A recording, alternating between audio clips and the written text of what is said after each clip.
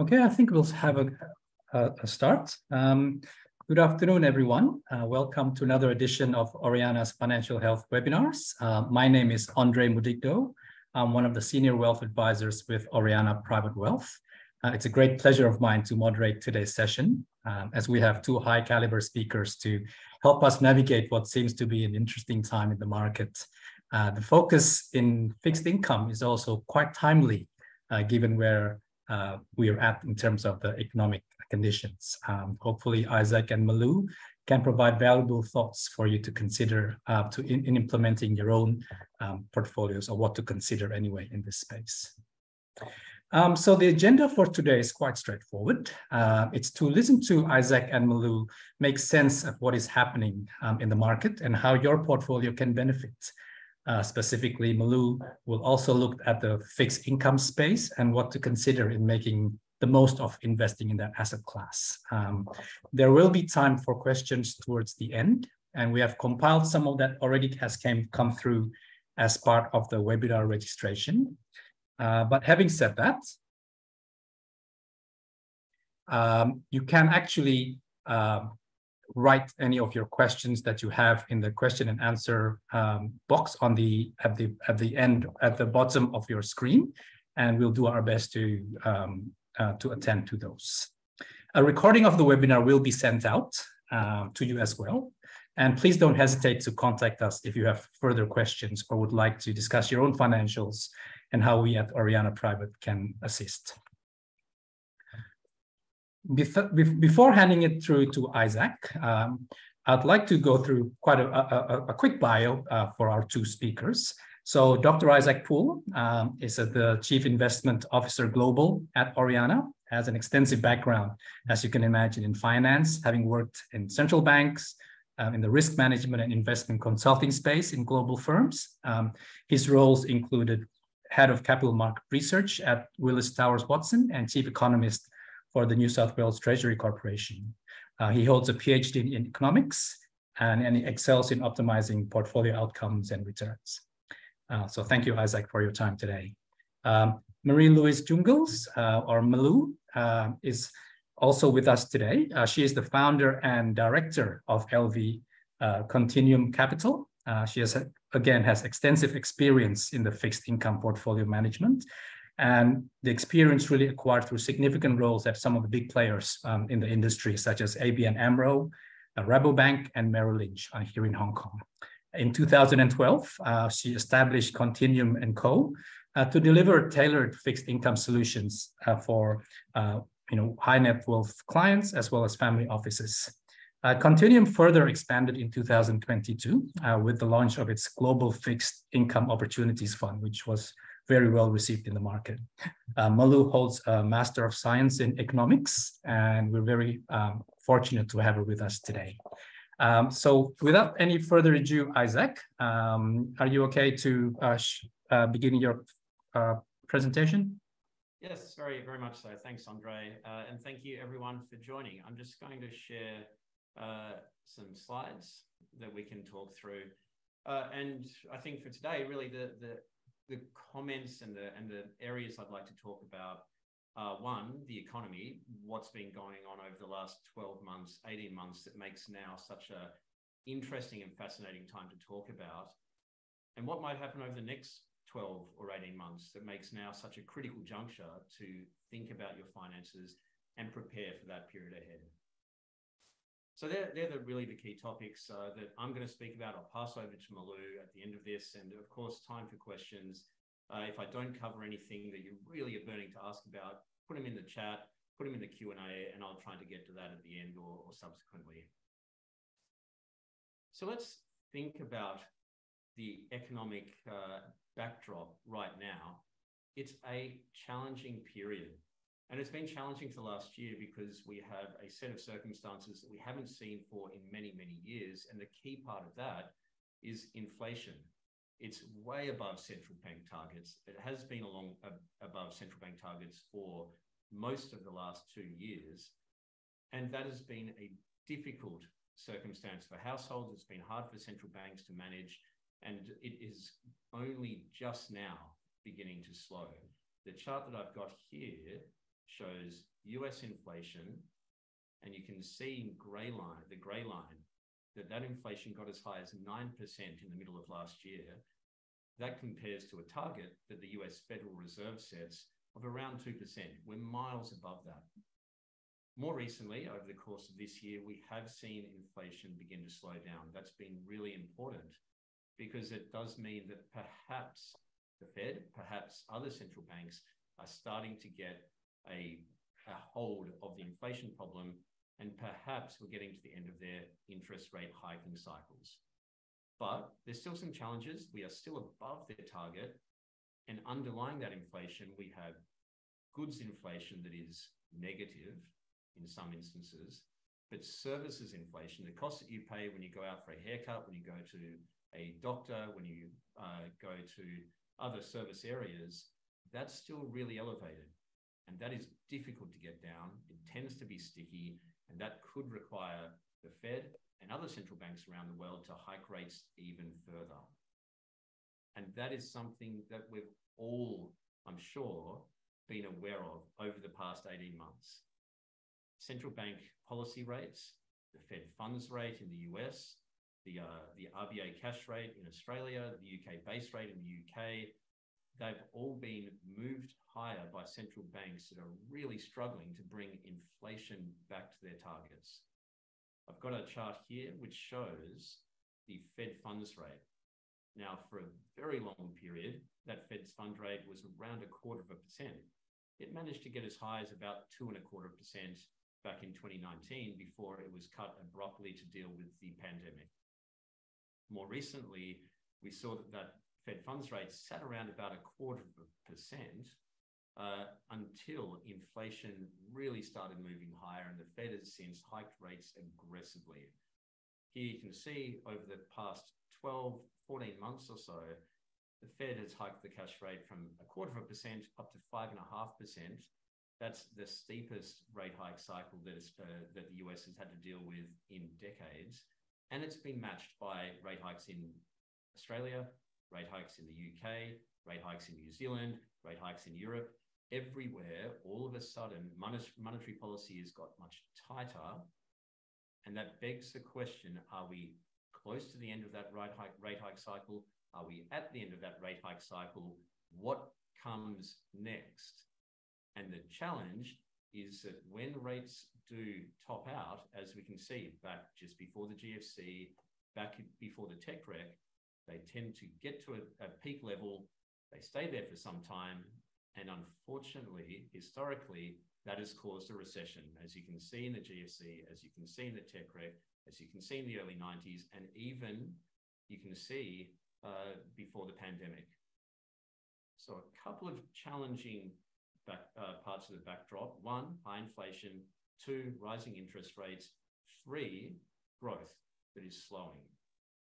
And this is the real big question when we look out over the near term. Do we get a recession again now that rates have pushed higher? And historically, as I showed, we've always had a recession when rates get pushed higher. At the moment, all of the talk in the market is about resilience. The economy has proven resilient in the US. It's proven resilient globally. We've seen the unemployment rate remain near historic lows, despite the fact that interest rates have pushed so high, so quickly. Well, more recently, we're starting to see some evidence that the economy is slowing. And this chart shows US GDP growth in gray. And I've just put a red box, which is separating the trend level of growth, what we estimate to be around trend, 2.5% GDP growth in the US, from sub-trend growth. And what we are seeing right now is that the US has moved from the pandemic recession to the post-pandemic boom back to something that looks materially below trend growth. So we've got elevated inflation, albeit slowing. We've got rates have been hiked. And now we can see that there is slowing growth at the same time. And all of this throws a real challenge to central banks, to markets, to investors, and households and governments and corporates to deal with the future. So with that backdrop, I thought, why don't we have a look at 3 scenarios that are potential and what that might mean for various asset classes. The first scenario that I'll very briefly touch on is this AI revolution. We've all heard about it. It's through all the newspapers, it's on the TV, and it really boils down to the idea that an improvement in artificial intelligence, in technology, could help support productivity, could help earnings growth, and could drive economic growth higher over the long run, and really support valuations in equities. We don't think that is a really high probability. It is a possibility, but at the moment, there's no real evidence to show that this will work out, and it feels a little bit like the tech boom of the 2000s, but we are monitoring it closely. What does it mean for portfolios? What does it mean for assets? A couple of things. Right now already we see stocks, and particularly tech stocks, have really priced in an amazing amount of growth, and that leaves them a little vulnerable in our view to any downside surprise or lack of earnings that comes through. In contrast, corporate bonds, and this is really an area that Malou is expert in and we'll touch on later, corporate bonds could add quite a lot of value in this case, because we could see spreads tighten, we could see yields remain relatively elevated because higher productivity can help yields stay high. And that would be against a backdrop where earnings growth could be maintained and the ability to service debt levels is preserved. So this is what you might think of as a broadly okay scenario for corporate bonds, still some vulnerabilities to equities. A second scenario is the so-called soft landing. Now, this is a scenario that was very out of favor about 6 months ago, but has more recently, over the last month, become the dominant consensus out there in the market. And the soft landing scenario is one where markets become increasingly sure that the US Federal Reserve can avoid a recession, that rates can remain at their current levels for an extended period without really biting on economic growth, and households maintain incomes because there's no material increase in unemployment. So it's the Goldilocks scenario. Now, the Fed has never really achieved something like this before, but we have to highlight that there's a very different backdrop to this. We're coming out of a pandemic. There is perhaps some spare capacity out there. We have seen a fairly resilient labor market already. And so this is something that we think is a moderate probability, more likely in our view than the tech boom, but still something that we're not putting as our highest probability. What does it mean for asset classes? Well, typically when the Fed pauses, we've seen equities do okay. They grind higher for a little bit. And in this case, you could see them grind higher for an extended period of time and deliver returns that will probably be okay, accepting that already valuations are very stretched. On the other hand, in the fixed income world, we think this looks pretty good for corporate bonds. We think it looks pretty good for government bonds because yields have reset at higher levels. And again, I'm not going to take any of the wind out of Malou's sails, but for us, this leaves this asset class in this scenario looking quite attractive. So that's two scenarios. One that's okay, another one that's pretty good. Neither of them the highest probability. Unfortunately, our view is that a recession remains the highest probability. And that is based off a couple of observations. One is that monetary policy is evidently tight because inflation is slowing and because economic growth is below trend. The other observation is when the Fed hikes and pauses, it has historically almost every time caused a recession at some stage within the next 6 or 12 months. And so that near-term risk of recession is really elevated at the moment. And so we're monitoring very closely to see if there's any downside impact on the unemployment rate or on the economy that might catalyze or trigger a recession in the near term. What does that fairly negative outlook mean for asset classes? Well, first, recessions are always bad for equities. Historically, you're looking at a 25 to 45% decline in the share market as that recession bites. And when you see valuations and prices as elevated as they are now, there's even further for them to fall to the downside. In contrast, the one asset that tends to perform very well in recessions is government bonds. And that's because when rates are cut, when yields fall, the price of government bonds increases, and it can provide a really important cushion to portfolios during that downside economic environment. So in summary, looking across these scenarios, we think that risks are potentially skewed a little bit to the downside for the economy. That does leave equities at risk given their higher valuations. But right now, it leaves bonds, and in particular, we think government bonds, as being a really important asset class to be considering within your portfolio. I'm going to pause there. I'm going to stop my sharing, and I'll pass over to Malou to dive a bit deeper into the fixed income world. Thank you, Isaac, and thank you, Andre, also for the introduction. Yes, I think as Isaac has laid out the economic backdrop, and I agree with him, this is where we are. And I think because fixed income is very much a reflection of what interest rates are doing and where macro trends are heading. So I may also go a little bit more into what drives the Fed and where we are and where we could go into and how that will affect fixed income directly. So after years of having to make the most of relatively low yielding environments, the word income is finally back in fixed income, where it hasn't been in a long time. We struggled to find yield with comfortable risk scenarios. And now finally we are back into something that we call cushion and carry. So how did we get here, and what were the factors? A number of acute tensions disrupted the financial markets and set off inflation around the world. And these tensions were a once-in-a-lifetime pandemic, a tidal wave of policy stimulus after roughly 14 years of quantitative easing, volatile energy prices, and also the invasion of Ukraine, and escalating China-US frictions with actual threats to globalization and supply chain. What did central banks do? Central banks, led by the Fed, responded with the sharpest rate increases in 40 years, and thereby also setting off 3 of the largest US bank failures and the collapse of Credit Suisse in Europe.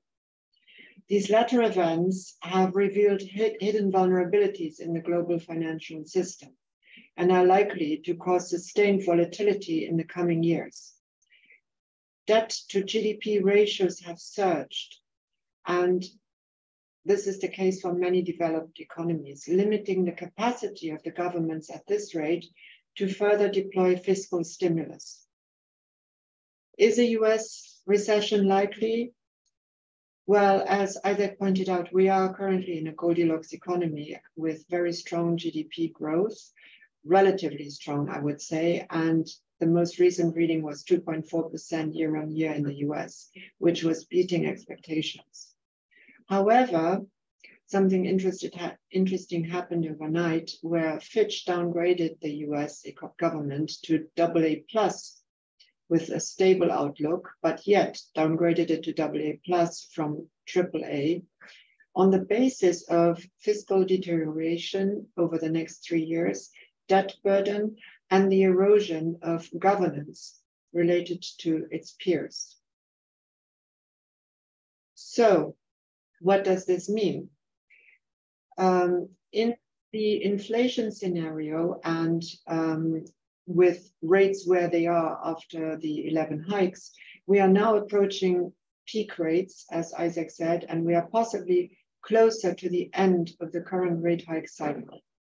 After 11 successive hikes since March 2022, the US Treasuries present a relative attractive return value of about 5.5%, and it also presents us with real returns from a low of 0.25%.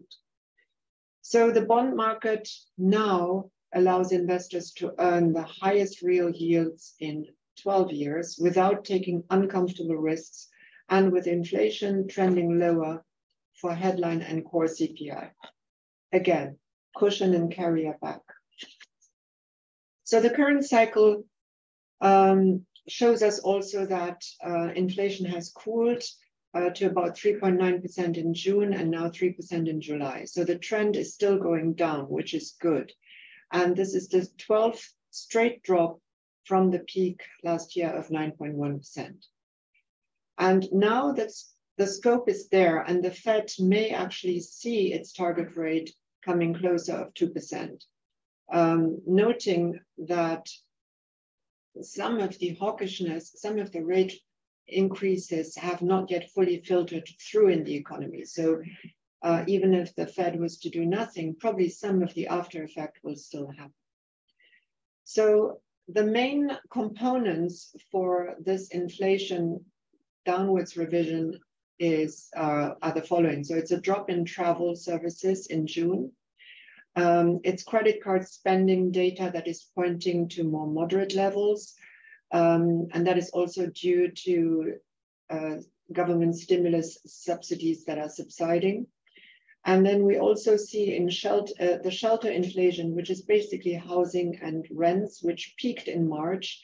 They now show moderate declines. Why is this important? Because shelter is actually 40%, roughly 40% of the CPI.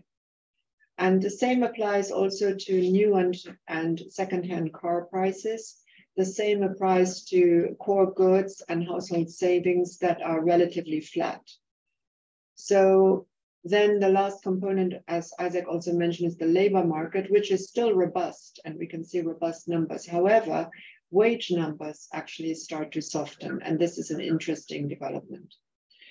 So the Fed probably wants to see more evidence of persistent inflation easing before they really reverse the hawkish course and have flagged to remain data reactive.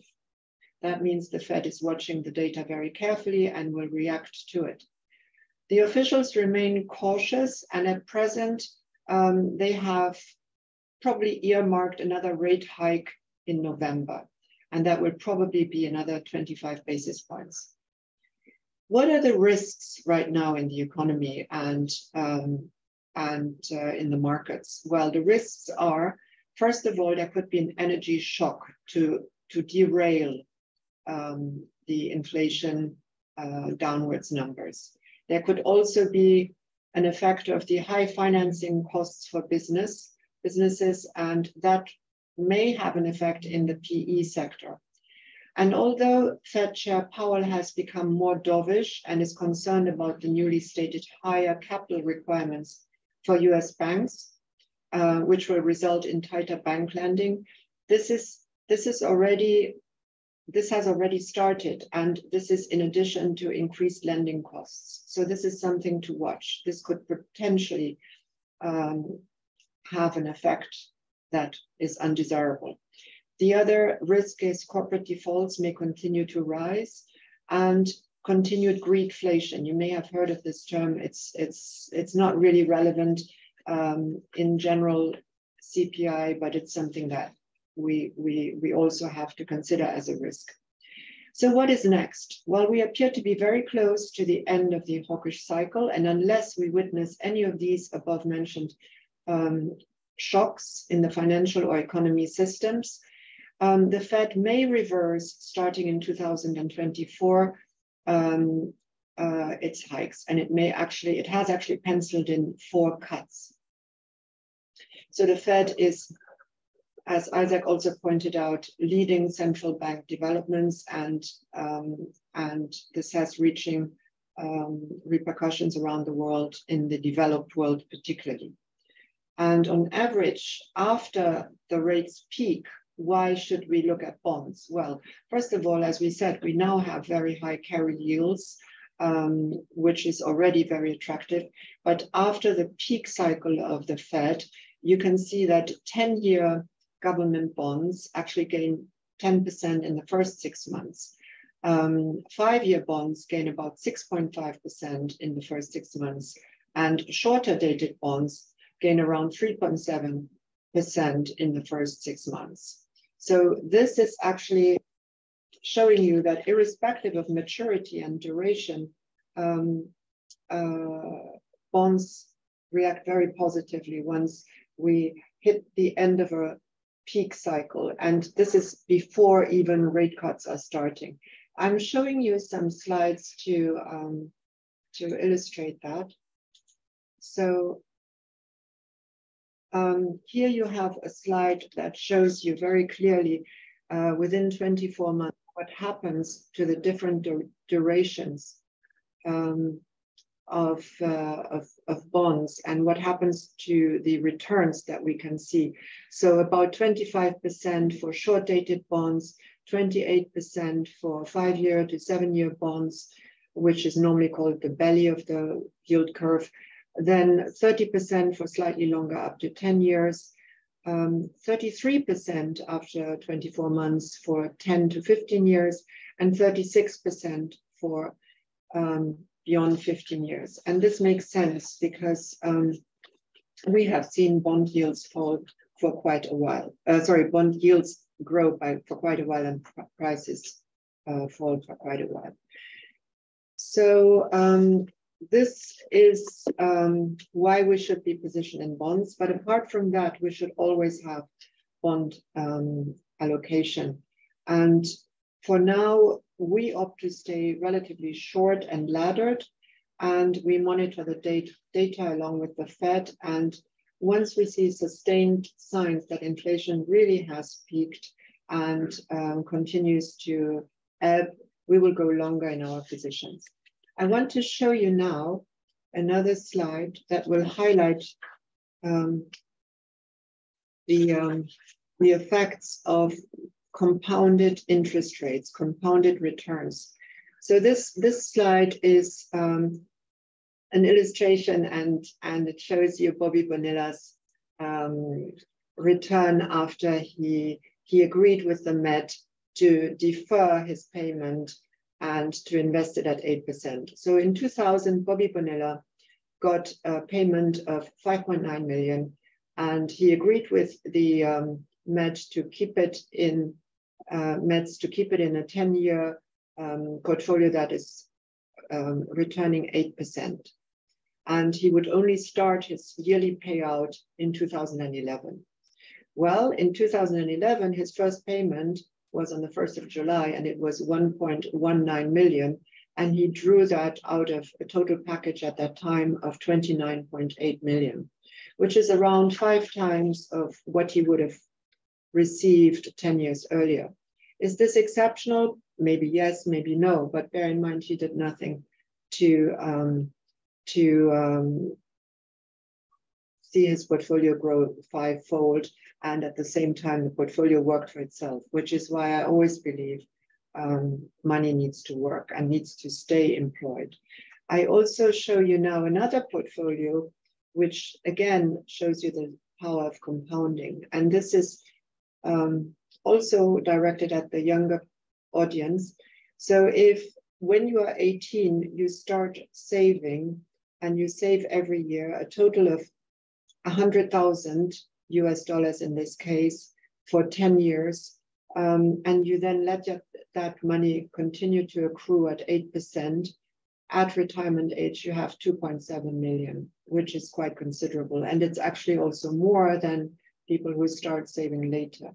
Yet again, I am a firm believer of the power of accrued and compounded interest and revenues, which is actually called the 8th wonder of the world by Einstein, and also later Warren Buffett used that term. I also had another slide, and now it doesn't show up. Oh, it's this one. And it shows you that even if you are completely unlucky and you always hit investing when the market has a steep drawdown, well, guess what? If you stay invested, you will still end up looking like a genius. So yes, ideally you can find a miracle tool to always time the market perfectly, but it's very unlikely that that will be a consistent strategy. So even if you get things wrong, the idea is stay invested, because over time, this will work in your favor. And also keep investing every year. So make that an annual ritual. And if you invest, for example, $52,000 on an annual basis, you will still receive in the end at retirement age about 1.6 million.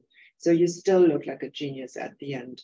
And also, when you continue to invest, you will not only exceptionally invest at the peak, but you will also find that this discipline makes you benefit from the throughs, and so then you are able to dollar cost average. So this is a little bit about us, about fixed income, and what we should do next.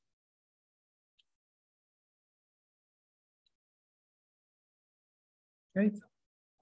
Thanks for that, Malou and Isaac, for your comprehensive outlook, if you like, in both the market conditions, the fixed interest markets, specifically from Malou.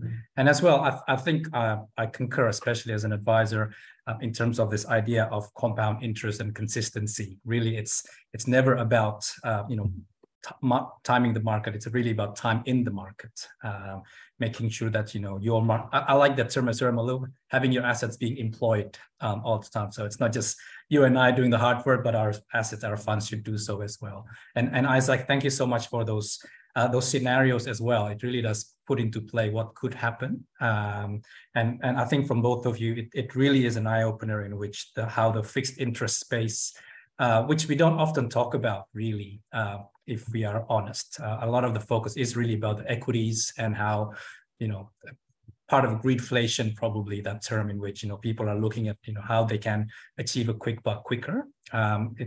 Hopefully what comes out, for me anyway, from this presentation is that fixed interest has a very important part to play in anyone's portfolio, especially given what we are about to see in the next 12, 24 months, right? What I'd like to do now is I just want to share a very quick, a solution that Oreana has put in place in line with what the market conditions are. So, Isaac and the team is very much on the front foot when it comes to adapting to the market and offering solutions which can obviously not only provide solid returns, but also help protect the downside as well. So, there are three particular portfolios that we have in play at the moment. We have the cash portfolio, money market, and the yield advantage portfolios. These portfolios talk to a lot of the situations and the scenarios that Isaac has provided us. For instance, with the cash portfolio, the current headline yield is around 5.6%. Full flexibility. It's a good alternative to what your banks are providing in terms of term deposits. The money market, in a similar manner, provides exposure through short-term government bonds. So it provides a bit of capital appreciation as well. While with the yield advantage, it's more of a long-ish term where it's got an 18-month time frame, but very attractive yields there as well, up to 7%. So this is the type of solutions that you can consider when you are looking holistically in your portfolio. And please contact us if any of this is of interest or you need further information on them. So we've arrived at, I guess, the question and answer session, if you like. And again, thank you for your time, for all the audience that's still with us. I'll put through the question that's just come through live to both Isaac and Malou. The question is from Boris. Boris asks, how should we think about portfolio allocation to Asia, specifically in a period where US and Europe economic growth has slowed? I'll get Malou's thoughts on that first, and then Isaac might be able to add as well. Okay, well, thank you, Boris, for that question. It's very good. I will answer it from the perspective of fixed income, if you allow me. I feel that in the corporate world, and also to some extent the the sovereign world in Asia, there's a lot of yield to be picked up. And I'm thinking about countries like Indonesia, Korea, even Japan now, and also Mongolia, if you're more inclined to be a little bit more adventurous, even though I've been a fan of that fixed income market for a long time. So I think you can find very interesting yield pickup. And the same also, you may have noticed I avoided China. I think in China you also find very attractive yield. However, the property sector has been a bit tricky to navigate over the last 2 years, so I would be a little bit careful there. But other than that, there's very good yield to be picked up.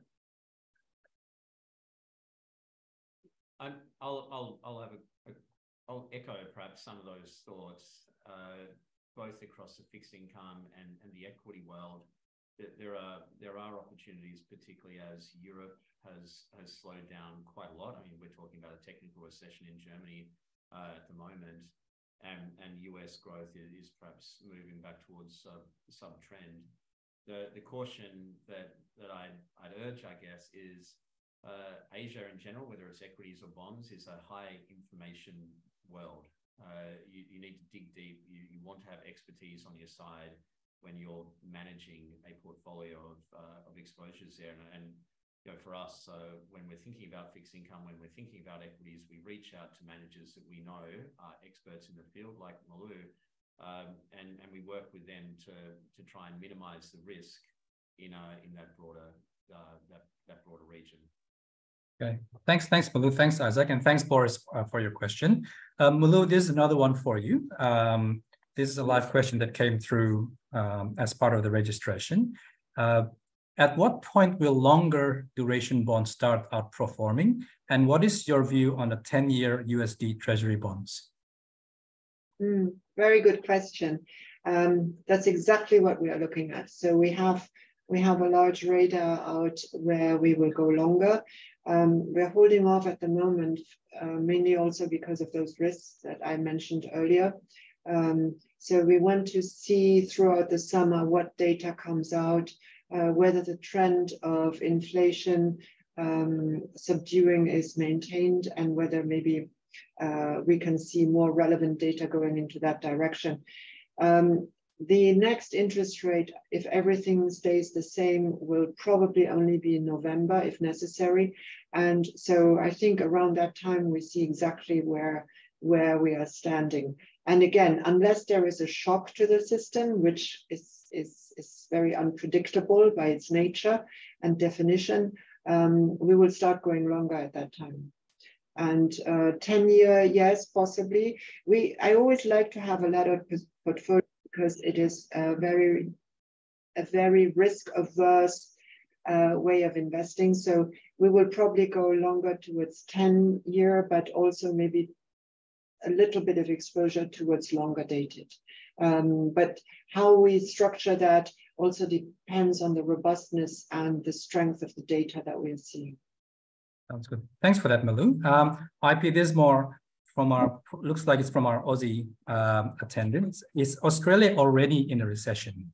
And is it only being propped up by the significant migration that's happened post-pandemic? It's a good question, because there are some idiosyncratic risks down in Australia that are starting to flash warning signs. I wouldn't characterize it as a recession yet. It looks like there's at least enough growth to absorb immigration and enough growth to keep the unemployment rate low. We sort of tick back to a 3.5% unemployment rate, which is very low in Australia. The challenge Australia faces going forward is that the cash rate is now at elevated levels. Perhaps we get another hike, perhaps we don't, but we're already seeing some impact on the housing market. Yes, prices have ducked up a little bit in the last few months, but when you look at construction, when you look at new loans for housing, it's all slowing. And usually when you start to see those early signs of deterioration in the real housing sector, it rolls through to the household sector, and that tends to be a trigger for recession. So, I mean, I'd summarize saying that we're not there yet, but the risks are growing. That's good. Thanks for that, IP.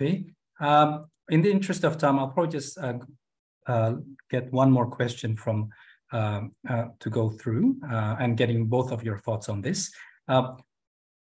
Can China roll out economic stimulus like it did in the GFC to help save the world from recession in 2024? What are your views? I'll get Malou to start first if I can. Thank you. This is a very interesting question. I am not sure they will step in the same fashion as during the GFC. I think China in itself was in a different position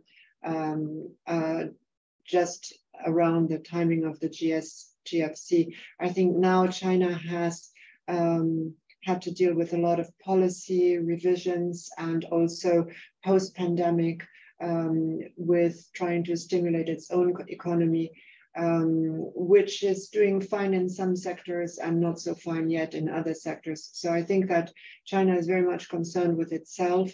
And then also I think that the US-China tensions that have really built up over the last years, even though it looks as if there is an effort to resolve them, they haven't really been resolved yet. So I don't know how much cooperation there could be. Having said that, if China can, I believe they will.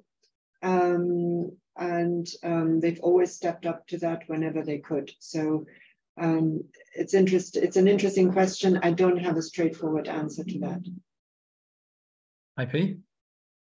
Yeah, I'd echo a lot of what Malou said, and maybe just add the point that China has been doing some supportive monetary and fiscal policy to help boost their economy, which is recovering, but not as quick, I think, as the rest of the world would like to see.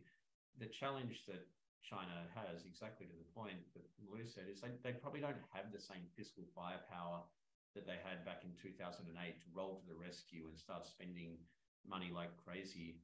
And so what they do have, they're going to want to make sure they get really good bang for their buck.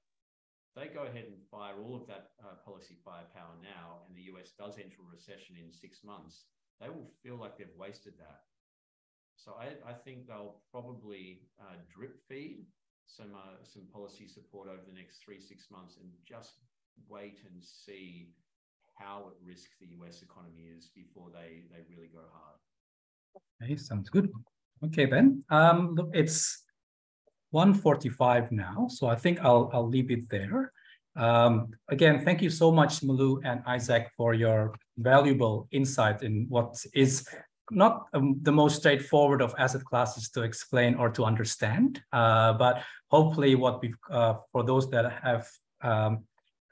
have joined us actually provides a really good insight of how it can help your portfolios, what the opportunities are, and the scenarios that we might or might not face going forward. So thank you again, Malou, and thank you again, Isaac.